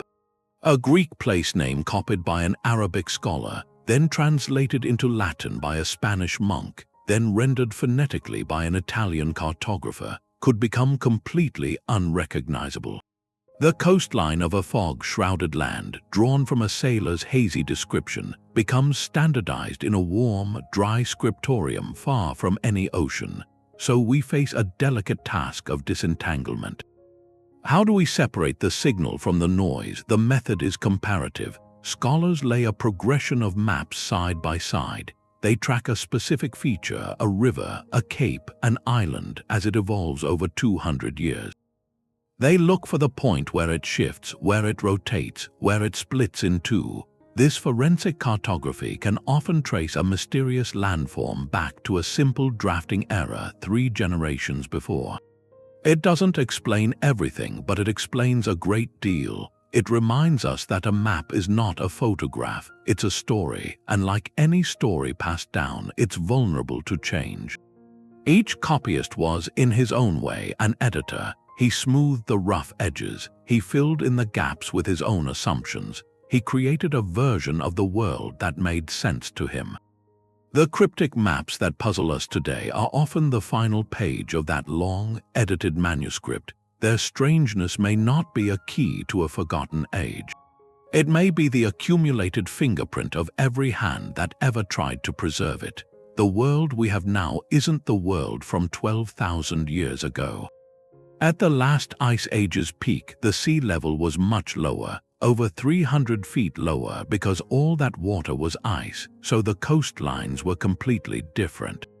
There was a plain where the North Sea is now. It connected Britain to Europe. Archaeologists call it Doggerland, and Southeast Asia was one big landmass then.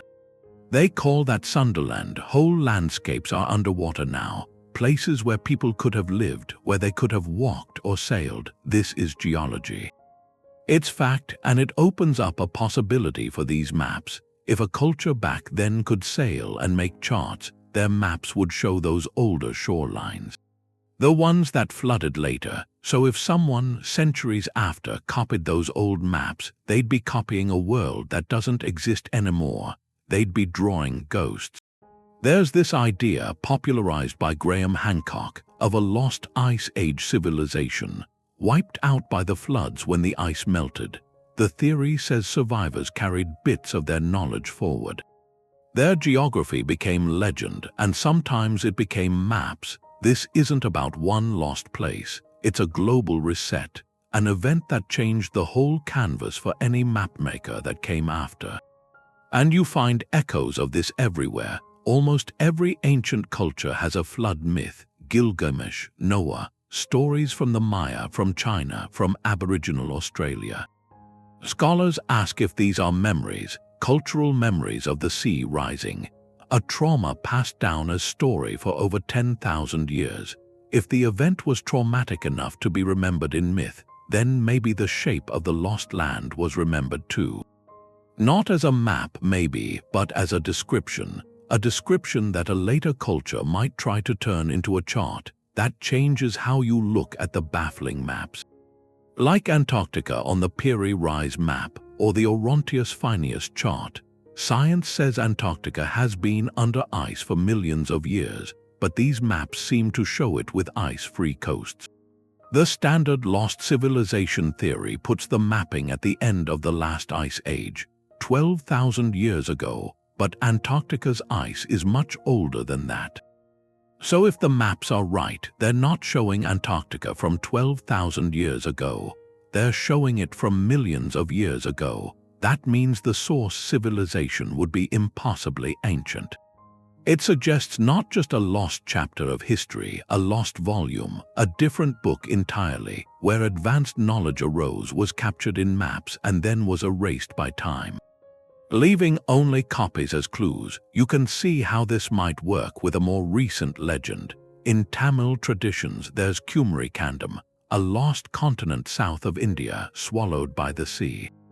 Geologists point out the Sunderland Shelf did flood at the end of the Ice Age. Could that be the memory? If a map from that lost Tamil civilization survived, showing coastlines that are now underwater, how would a medieval European cartographer read it? He might see a strange southern land and label it from other sources, creating a hybrid, a confusion. So maybe these cryptic maps are palimpsests in time. Not just on parchment, they could show layers from different eras all on one sheet.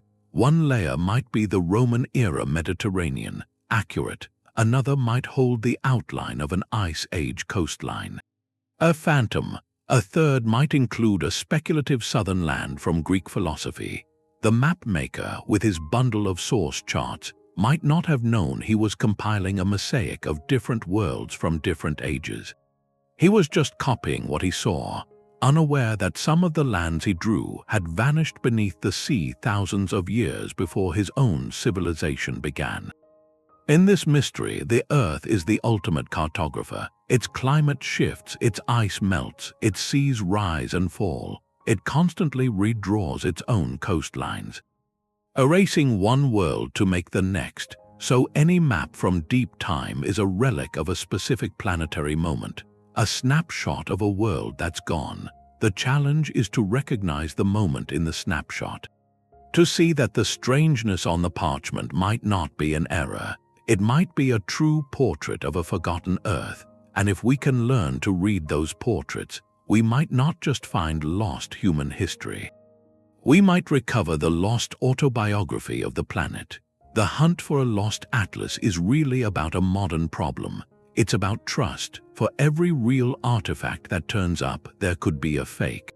A brilliant fake made in a modern workshop for a specific reason. Rare map collecting has immense prestige. It has huge financial value. A single piece of parchment can define a nation's history. It can command a fortune. That high-stakes world creates a powerful incentive, not just for discovery, for forgery. So when a map like the Vinland map appears, a map that promises to rewrite who reached the Americas first, it doesn't just attract scholars. It ignites national pride, it sparks lucrative opportunities, and it invites deep skepticism. Authenticity isn't an academic debate, it's a forensic battlefield. Science clashes with story, and the tools we use to validate the past can be turned against us. To spot a forgery, experts become detectives. They don't just look at the lines. They interrogate the physical object with technology its maker could never imagine. The ink is the first witness, using techniques like Raman spectroscopy or particle-induced X-ray emission. Scientists analyze its chemical composition. They search for anachronisms. Modern synthetic pigments, like anatase titanium dioxide, are a glaring red flag in a document from the 15th century. Then there's the vellum, the animal skin. Radiocarbon dating can estimate its age, but a clever forger might use genuinely old blank parchment, scavenged from the end of a medieval book. Then the text. Paleographers examine the handwriting, the style of lettering. They check for consistency with the period. Linguists scrutinize the language.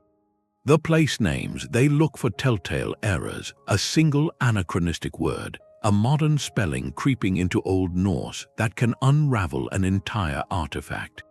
The Vinland Map saga embodies this. When it emerged, it was a bombshell. A pre-Columbian map showing Vinland, the Norse name for part of North America. For nations like Norway or Iceland, it was a potent symbol. a cartographic trophy proving their ancestors beat Columbus by centuries. The map's physical details were tantalizing. It was found bound with a genuine medieval manuscript, the Tartar Relation. They shared matching wormhole patterns that suggested they'd been together for ages. Powerful circumstantial evidence, but the ink told a different story. Advanced analysis revealed anatase, a titanium compound not used in medieval inks. Proponents argued it could be a rare natural contaminant. To most experts, it was a modern fingerprint. The map became a Rorschach test. Were you seeing a miraculous survival? Or an exquisite fraud, maybe crafted in the 20th century to bolster Scandinavian heritage, or to create a valuable collectible? Other artifacts are in similar murky water. Take the so-called map of the Sea of Khazaria. It purports to show the medieval Jewish kingdom of Khazaria, its sudden appearance, its convenient fulfillment of a historical gap. Questions about its provenance, that's led many to call it a likely forgery, possibly created to support particular historical narratives. This is all complicated by real, prestigious schools of cartography that forgers try to emulate. The Portuguese Jewish school of the 15th and 16th centuries was very real. Centered in Lisbon and Antwerp, cartographers like Abraham Cresques and his son Jehuda produced some of the most beautiful maps of the Age of Discovery. Their work is authenticated, studied, revered. That prestige makes their style a tempting template. A forger might craft a new discovery, hoping it's accepted as a lost masterpiece from that tradition. This uncertainty creates an ethical problem. How does the possibility of forgery poison the well for genuine anomalies? When a truly mysterious map emerges, it's met with a wall of doubt. The skepticism is necessary. It's a vital immune system against fraud, but it risks causing us to dismiss a legitimate puzzle just because we've been fooled before. We have to navigate with a dual mindset, embracing rigorous scientific scrutiny as the first tool, while still holding space for the genuinely inexplicable. The search for truth in ancient cartography isn't a straight path. It's a winding road through archives and laboratories, through national pride and private greed, where every faded line has to earn its place in history, not through the power of its story alone, but through the unassailable testimony of the parchment that bears it. Satellite imagery gives us this view from above. We can look at coastlines from orbit, map the ocean floor with sonar, see under the sand with radar, so there's this promise now. Can we test these old maps with digital precision? Some people say we already have. They point to overlays, where the rough coast on the Piri Reis map seems to line up with the bedrock under Antarctica. Or a sonar reading in the Caribbean that looks like a city. These claims get shared, presented as proof from the highest authority, from science itself. But the scientific view is more cautious. It's a story where correlation gets mistaken for cause, and the human eye is very good at finding patterns, even where none were meant. Geologists who study Antarctic topography have a key point. The land under the ice is complex: bays, ridges, plateaus. If you take a vague outline from a 16th century map and lay it over a modern model, you can often find places that seem to match. You adjust the scale, rotate the image, focus on one feature and ignore others. You can make a compelling picture, but that's selective comparison. The same ancient shape could probably be made to fit parts of South America or Australia if you manipulate the parameters enough. The unique match people talk about is often an illusion, a flexible interpretation. There's a more rigorous method. It uses Geographic Information Systems, GIS, the same tech behind digital maps. Scholars take a high-resolution scan of an ancient map. They try to georeference it, stretch and warp the old image onto modern coordinates. The goal is to see if the mapmaker's internal geometry holds. Did they keep a consistent scale and direction? For the accurate Portolan charts of the Mediterranean, the answer is often yes. GIS confirms their precision for their time, but for the controversial parts, like the southern continent on the Piri Reis map, the results are messy. The coastlines don't align without severe distortion. The scales jump around. The analysis suggests these sections weren't based on direct, surveyed knowledge. They were likely conjecture or copied from sources that were vague. Modern technology has also been a tool for debunking. Take the sonar images off Cuba. In the early 2000s, researchers announced they'd found symmetrical stone structures deep underwater. Headlines called it a possible lost city. Maybe Atlantis. The shapes on the sonar did look architectural, but follow-up work by marine geologists showed the truth. The formations were natural. A type of sandstone that fractures into straight lines and right angles under tectonic stress. What looked like roads and pyramids was a quirk of geology. A lesson in how nature can mimic human design. Technology found the anomaly, and then deeper analysis explained it away. This pattern repeats in satellite archaeology. Researchers scan satellite images for signs of buried settlements, crop marks, soil color changes, topographic hints. This science has found real, forgotten cities. But it has found no evidence for lands of pure myth, no geometric grid under the ice for Hyperborea, no submerged circular canals for Plato's Atlantis in the mid-Atlantic. The blank spaces on our maps have been filled with data, not with lost continents. The technology acts as a reality check. It confirms the real achievements of our ancestors, like Roman roads or Mesopotamian canals, and it quietly dismisses the fantasies. So there's this tension. Is our desire for mystery making us see signals in the noise, making vague details on old parchment shout secrets they never held? Or could the opposite be true? Could the scientific establishment, committed to a gradual timeline of human progress, be too quick to dismiss a real anomaly? Technology is a double-edged sword. It gives us tools to investigate with objectivity, but it's still wielded by humans who have to interpret the results. The same satellite image can be proof of natural processes to one expert, and a potential archaeological site to another. The map, the sonar ping, the radar profile, they're just data. The story we build from that data is where the ancient mystery lies. And where it keeps challenging us, that desire to believe is a powerful thing. These old maps, they speak to something deep in us. They're not just parchment. They feel like invitations to a past that's more wondrous, where our ancestors weren't primitive, but explorers in a world we can hardly picture. That psychological pull, it's as important as the ink on the page. It's what keeps these mysteries alive, generation after generation. We're drawn to the idea of a lost golden age, a time of forgotten wisdom wiped away by some catastrophe. That story is just more compelling than the slow, incremental progress you read about in textbooks. These maps offer a kind of shortcut to awe. They suggest that the history we know is incomplete, that there are hidden chapters, and that makes us, the people looking at them, feel like detectives. Like we're on the verge of a huge discovery. It's a mix, an intellectual puzzle and a romantic adventure. Historians of science have a name for one of the biases here. They call it chronological snobbery. It's the assumption that people in the past were less intelligent, less capable, less innovative than we are now. That our modern technology is the peak, the final point on a straight line. When you see a map like the Piri Reis map, it seems to shatter that idea. It suggests ancient or medieval people had knowledge or techniques we thought were impossible for their time, and for a lot of people, that's an exhilarating thought.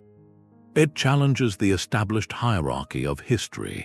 It gives our ancestors back a sense of dignity and mystery. It says you were more than we gave you credit for. That reaction is understandable. It's even noble in its intent, but it can also lead us astray. In our eagerness to correct one bias, we can fall right into another one. We can romanticize the past so much that we ignore simpler explanations. This is where a cognitive trap takes over, confirmation bias. It's our brain's tendency to seek out information that supports what we already want to believe, and to downplay or ignore the evidence that contradicts it.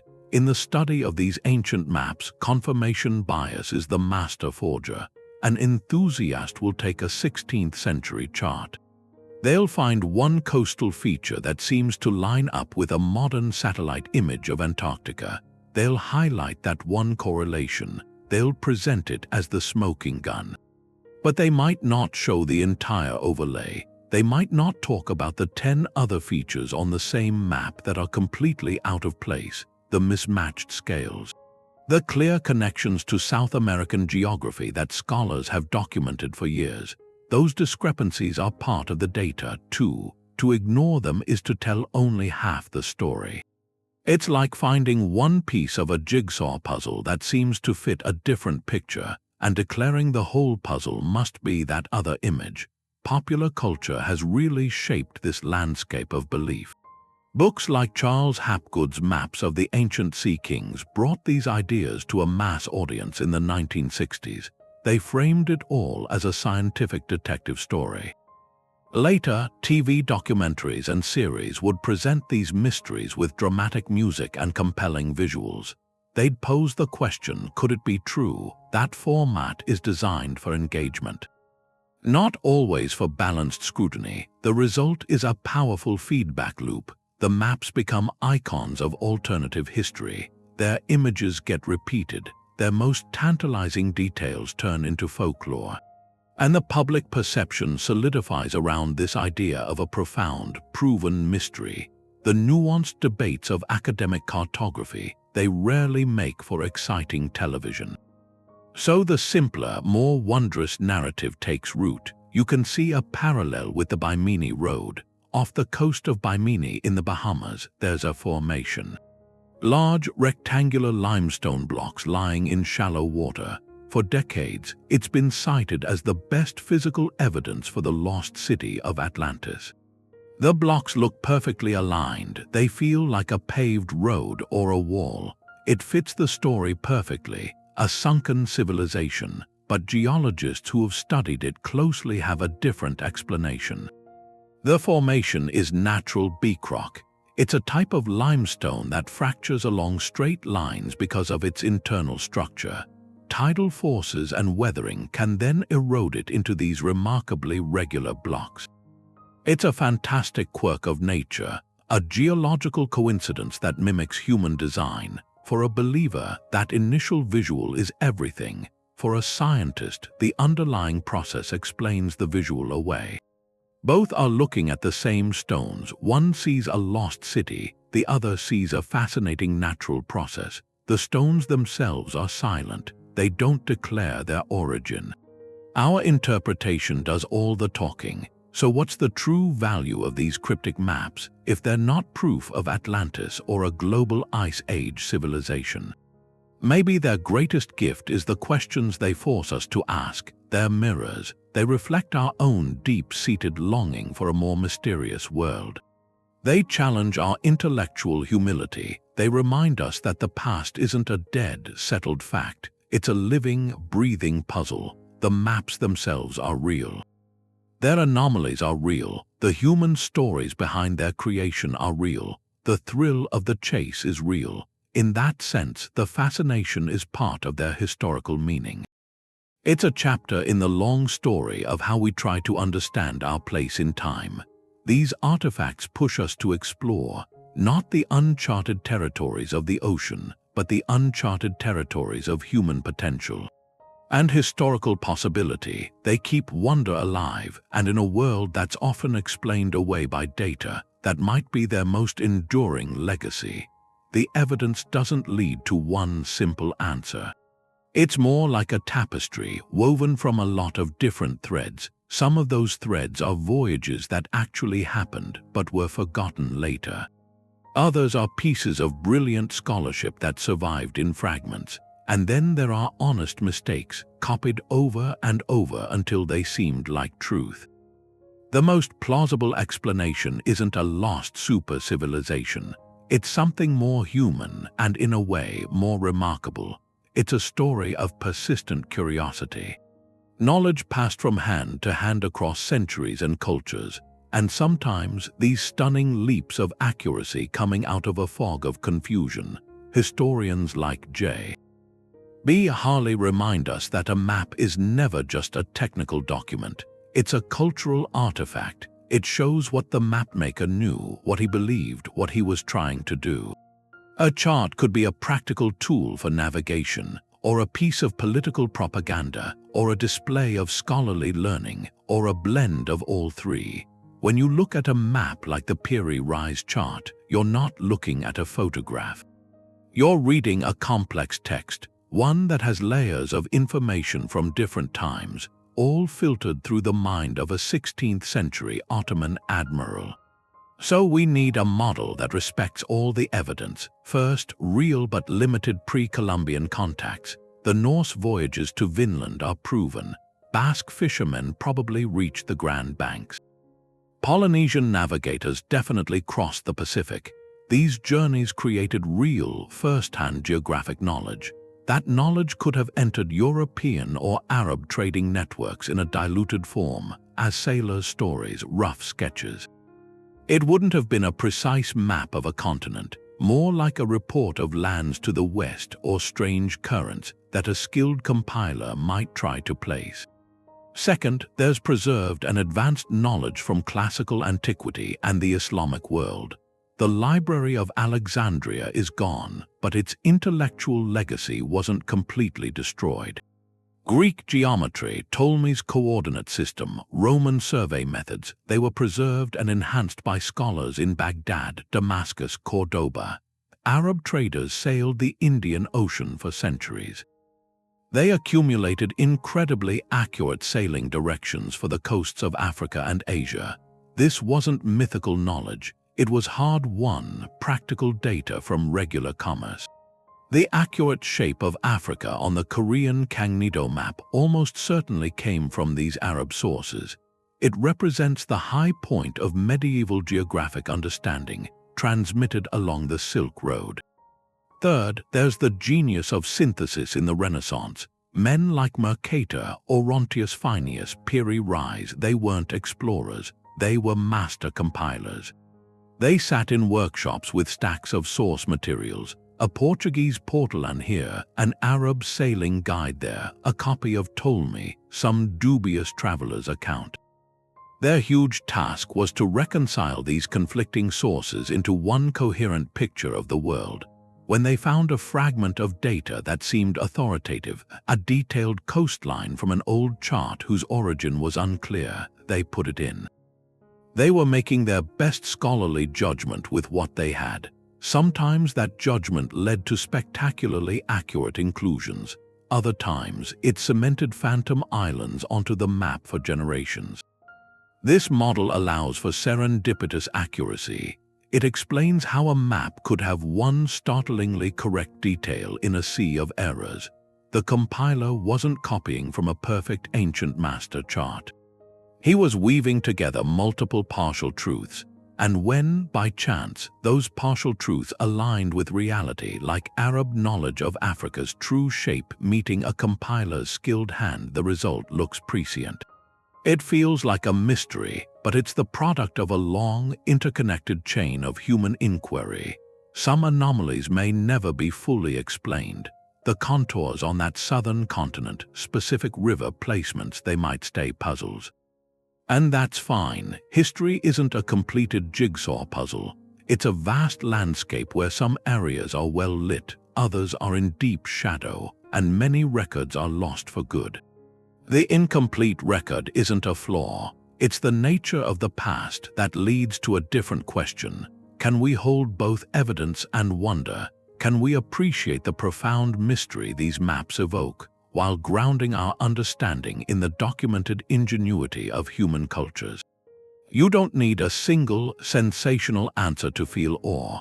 The real story, knowledge fragmented by time, carried across continents, painstakingly reassembled by brilliant minds, that's a profound mystery in itself. It tells us our history isn't a straight line from ignorance to enlightenment. It's a spiral where discoveries are made, lost, and remade, where the map is never finally drawn. It's always being redrawn by the curious hands of each new generation.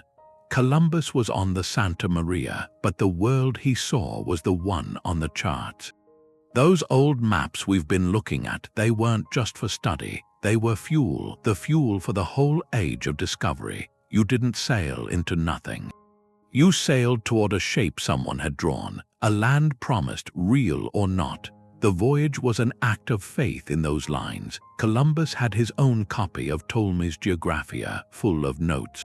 He read people like Toscanelli, whose maps said Asia was much closer going west. That mistake from old books and rumors gave him the confidence to ask for ships. And he knew the legends on the charts, the island of Antalya, the 7 cities. It was on the Portolan maps of the time. To him, it wasn't a story, it was a possible stop. A place for water on a long trip. His journals show he was looking for it. When he reached the Caribbean, he thought he'd found the edges of Asia, or maybe those legendary islands. The map in his mind told him what he was seeing. It shaped the report he sent back to Europe. That pattern only got stronger. The biggest phantom was Terra Australis incognita. The unknown southern land. From Ptolemy's guess to the Oronteus Finaeus map, it had a detailed coast. Europe was captivated. They thought it had to be there to balance the north. Map after map showed it, with notes about gold and creatures. This wasn't just art, it was an order. It sent ships south. Pedro Fernandez de Quiros sailed into the Pacific around 1600 to find that continent, sure it would be as rich as Europe. He found islands, but the search went on. Abel Tasman's voyages in the 1640s, charting Australia and New Zealand, came from that same order. He was sent to map the coast of the continent they believed was there. Even Captain Cook, on his first big voyage in the late 1700s, had secret orders to look for the southern continent. He sailed a high southern latitude and proved no big habitable land was there. But doing that, he sailed near the real southern continent, Antarctica. The myth on the map had led them, in the end, to the ice. The phantom pointed to the real thing. The tools for these trips also came from the mapmakers. Mercator's projection, 1569. It took the round earth and flattened it for sailors. You could draw a straight line on that map and follow that bearing across an ocean. That was the final piece. It made sailing around the world a calculation. Magellan's trip was endurance and luck. After Mercator, it was a plan you could repeat. He put all the data, the good, the bad, the myths into a usable system. You could plan a voyage with new precision, trusting the grid on the chart, but that grid still held the old dreams. Look at North America on a map from the late 1500s. Up in the northwest, you'll see it, the Strait of Anian, a water passage separating Asia from America. A shortcut north to the Orient. It showed up on maps from Giacomo Gastaldi in the 1560s. There was no evidence, but for 200 years, the search for the Northwest Passage, chasing that ghost on the chart, shaped North America. It drove expeditions Frobisher, Hudson, so many others. It pushed the fur trade inland. It started wars, men suffered, whole communities changed, all for a line someone once drew. So you have to ask, what's the real power of a map? Is it being right, or is it the ambition? These cryptic charts mixing truth and error, maybe their biggest role wasn't recording the past. It was being an engine for the future. They gave a shape to the unknown. They turned the terror of empty ocean into the allure of a coast to find. They gave the goals Antalya, Terra Australis, the Strait of Anian goals that organized courage and money for generations. Even when they were wrong, they made people go and see. Their legacy isn't in the miles they got right. It's in the voyages they started. They weren't a photograph of the world. They were a blueprint for finding it. In that way, the biggest secret these old maps hold, it might not be about a lost civilization. It might be about an idea. Once you ink it on parchment, it can set ships in motion and change the face of the world. We've looked at these parchment ghosts, the Piri Reis chart, the Korean Kangnido, others. Each one is a fragment, they're pieces of a conversation that didn't happen all at once. It happened over thousands of years between sailors in Mediterranean ports. Copied by monks in cold rooms, debated in the libraries of Constantinople and Cordoba. Together they make an argument, an incomplete one but compelling.